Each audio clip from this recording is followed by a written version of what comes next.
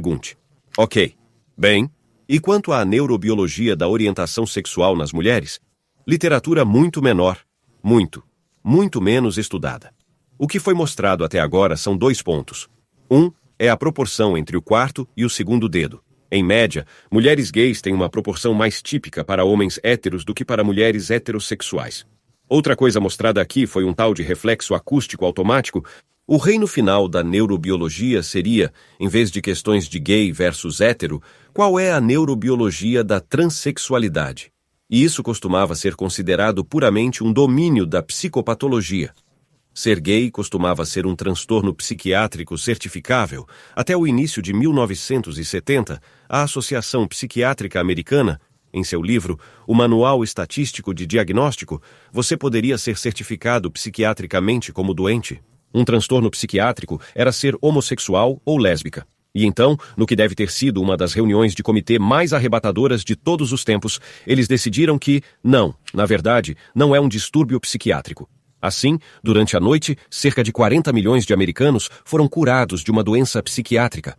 A noção de transexualidade como um transtorno psiquiátrico teve uma vida útil muito mais longa.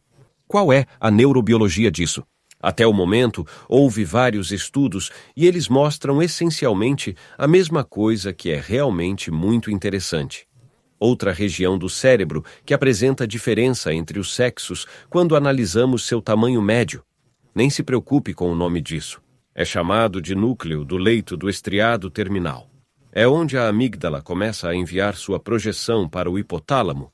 Mais uma para essas diferenças de gênero. Há um tipo de neurônio ali com um certo tipo de neurotransmissor, que muito confiavelmente tem cerca de o dobro do tamanho nos homens do que nas mulheres, o suficiente para que, mesmo em cérebros humanos, você possa determinar com bastante segurança o sexo de alguém apenas pelo número desses neurônios. Você verá que nem estou dizendo o nome do neurotransmissor.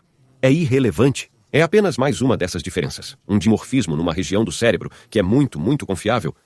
E este foi um estudo feito por alguns neuroanatomistas excelentes que analisaram transexuais.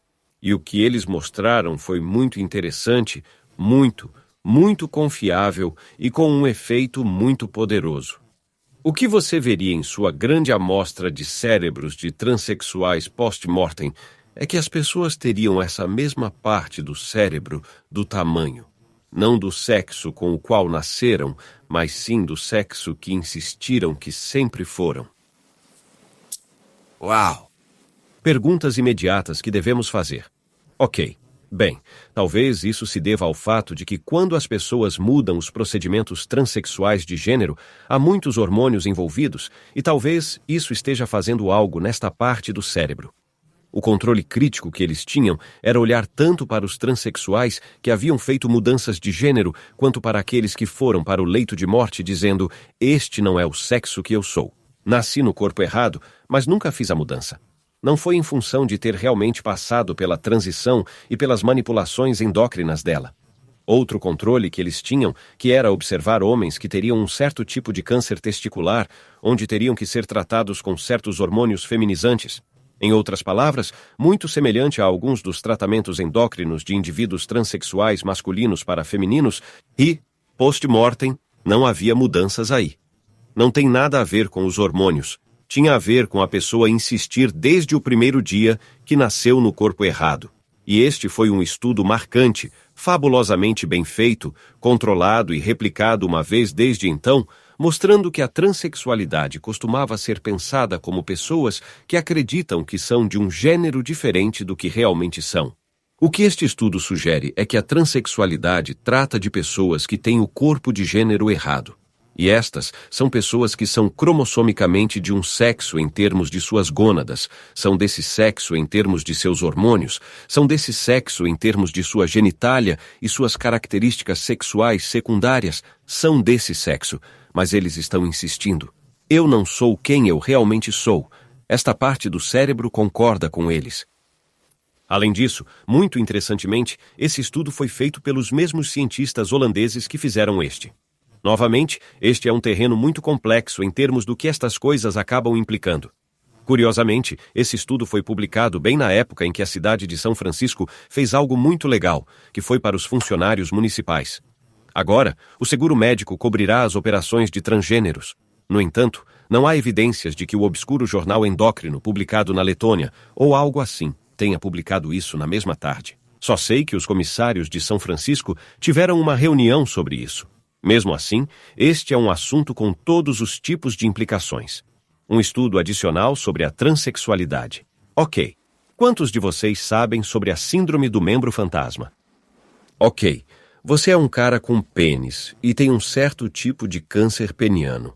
O que muitas vezes é feito é que seu pênis é extirpado, é cortado, e cerca de 60% dos homens que tiveram que ter seus pênis removidos por causa de câncer acabam tendo sensações penianas fantasmas, das quais eu não quero saber. O que você vê, porém, é quando você pega indivíduos transgêneros que passam de homem para mulher, ou seja, tendo seus pênis removidos, a taxa zero de sugestão de sensação fantasma peniana. Isso sugere que há algo muito mais normal nesse caso do que quando um pênis de um homem está sendo removido devido ao câncer. Uma área de pesquisa totalmente nova, muito desafiadora. Ok, isso nos deu uma noção disso tudo, e agora estamos prontos para passar para o que no ambiente libera alguns desses. O que no ambiente está fazendo isso ou aquilo com a área pré-óptica medial, ou com a amígdala, ou com os níveis dos receptores de vasopressina, ou algo assim. Quais são os gatilhos sensoriais para o neuro?